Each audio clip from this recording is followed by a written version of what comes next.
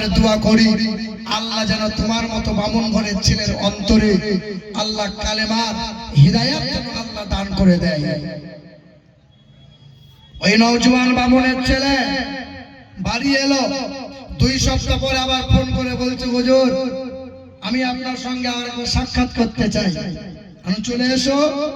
তো বামুনের ছেলে যখন গেল, কালেমা পড়লো, কোরআন নিয়ে এলো, বলে হুজুর কোরআনটা পড়বো আমি।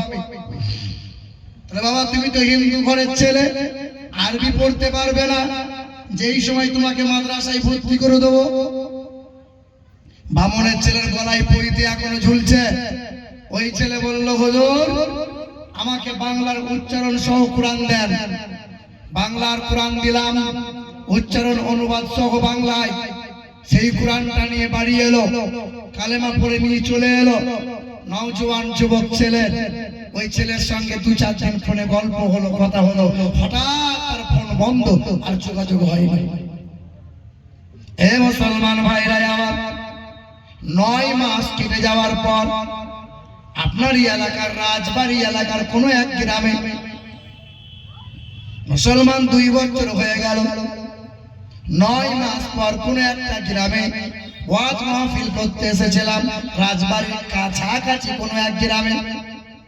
রাত 1:20 আখিরি মোনাজাত হয়ে গেল। সমস্ত মুরব্বী মানুষেরা, নওজোয়ান যুবকেরা একে একে সালাম করে, মুসাফা করে, দোয়া দেয়, দোয়া নেয়, একে একে বাড়ি চলে যায়। আখিরি মোনাজাত হয়ে গেল, সবাই তাবারক নিয়ে বাড়ি চলে গেল। কিন্তু কমিটির মানুষগুলো দাঁড়িয়ে রয় একটা নওজোয়ান যুবকের দিকে, বারবার 2 নজর যায়।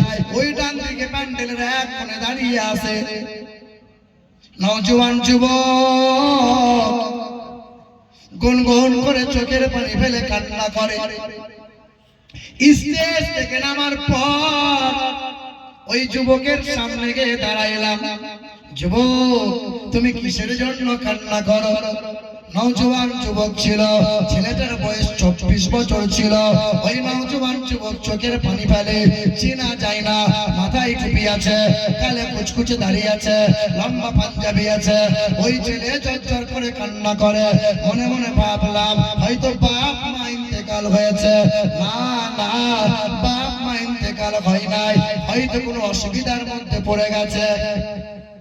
যুবকটা ছুটে এসে কোমর আঁকড়ে ধরে হাউমাউ করে কাঁদে। কাঁদো কেন? বলে কান্নার একটাই কারণ, আমার বাপ মায়ের জন্য চোখের পানি ফেলি না। কান্না কেন করি? অর্থ সম্পদের জন্য করি না, ভাই বোনের জন্য কান্না করি না। একটাই কারণ, আজ কয়েক মাস হয়ে গেল আমি কোরআন পড়ছিলাম। হুজুর আপনি আমাকে কি চিনতে পারেন না? আমি কোরআনটা নিয়ে এলাম, বাড়িতে রাতের বেলায় গুনগুন করে কোরআন পড়ছিলাম।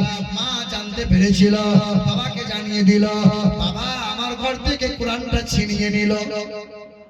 যদি কোরআন পড়বে ঘর থেকে বেরিয়ে দাও, আর যদি আমার ঘরে থাকতে চাও তাহলে কোরআনকে পুড়িয়ে দাও। বাবার সামনে চোখ রাঙিয়ে জবাব দিয়েছিলাম, বাবা জীবন আছে যতদিন, কোরআনের সম্মান রইবে ততদিন, কোরআন ফেলতে দেবো না। সেই দিন বাবা আমার হাতটা ধরে ঘর থেকে বার করে দিল। আমি সেই রমেশ ব্যানার্জি, নাম পাল্টে নাম দিয়েছিলেন আব্দুর রহমান।